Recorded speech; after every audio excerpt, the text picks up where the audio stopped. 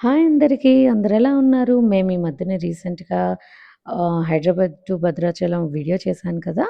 So, the next video is this.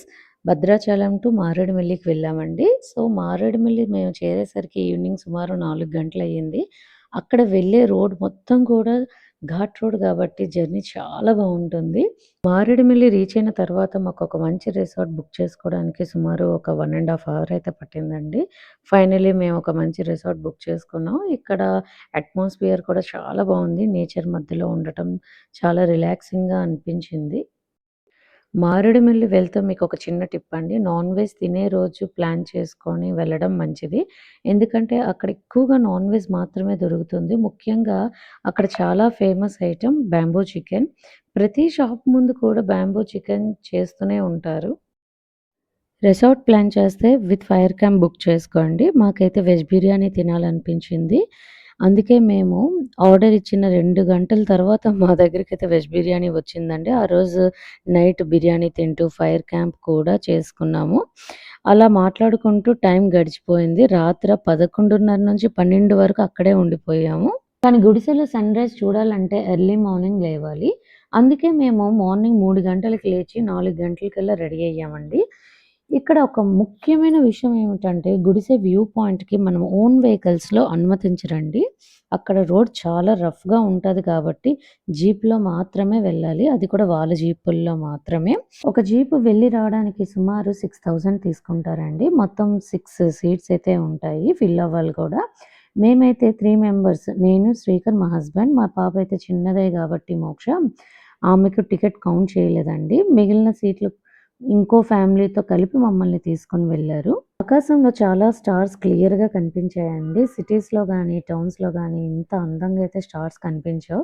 మేమైతే స్టార్స్‌కి చాలా దగ్గరగా వెళ్ళిపోయామేమో అని అనిపించింది. నిజం చెప్పాలంటే జర్నీ చాలా కష్టంగా అనిపించిందండి. ఎందుకంటే అది కొండ ప్రాంతం కాబట్టి ట్రెక్కింగ్ రోడ్ అంతా రాళ్ళతోనే ఉంటది. జీప్‌లో వెళ్తున్నప్పుడు ఒక్కోసారి ఇదేంట్రా బాబోయ్! అని అనిపించింది. కానీ ఒక్కసారి లొకేషన్ దగ్గరికి రీచ్ అయ్యాక మాత్రం వావ్! అమేజింగ్ అని అనిపించిందండి. నిజంగా చాలా అందంగా ఉంది. మేము అక్కడికి మార్నింగ్ 5:00కి రీచ్ అయ్యామండి. అప్పటికి ఇంకా చీకటిగానే ఉంది. అక్కడి నుంచి సుమారు హాఫ్ కిలోమీటర్ కొండపైకి నడవాలి. కొంచెం ట్రెక్కింగ్ చేసి పైకి వెళ్ళేసరికి మేమంతా బాగా అలిసిపోయాము. కొద్ది కొద్దిగా సన్‌రైజ్ మొదలవుతుందండి. ఆ క్షణం నిజంగా మాటల్లో చెప్పలేనంత అందంగా ఉంది. చుట్టూ కొండలు, మేఘాలు, మధ్యలో సూర్యుడు, మెల్లగా ఉదయించే సీన్ చూస్తే నిజంగా కెవ్వు కేకేని. ఈ ప్లేస్‌ని మాత్రం ఎవరు మిస్ అవ్వకండి. ఒక్కసారి వచ్చినా జీవితంలో గుర్తుండిపోయే అనుభవం ఇది. సన్‌రైజ్ అయిన తర్వాత మేము కూడా చాలానే ఫోటోస్ తీసుకున్నామండి. నిజం చెప్పాలంటే నాకు ఎస్పెషల్లీ ఫోటోస్ తీసుకోవడం అంటే చాలా ఇష్టం.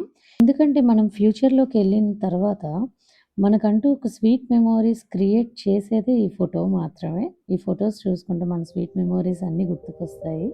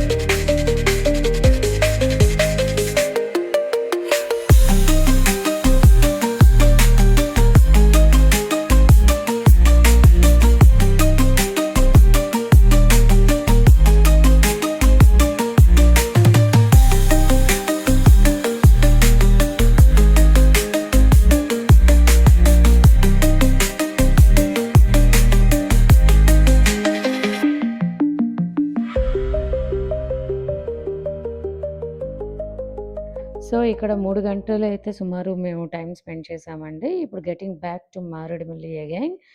సో, ఫ్రెండ్స్ ఈ వీడియో మీకు నచ్చినట్టయితే మా వీడియోని లైక్ చేయండి, షేర్ చేయండి. మా ఛానల్‌ని సబ్స్క్రైబ్ చేసుకోండి. మళ్ళీ నెక్స్ట్ వీడియోతో కలుద్దాం. Bye bye.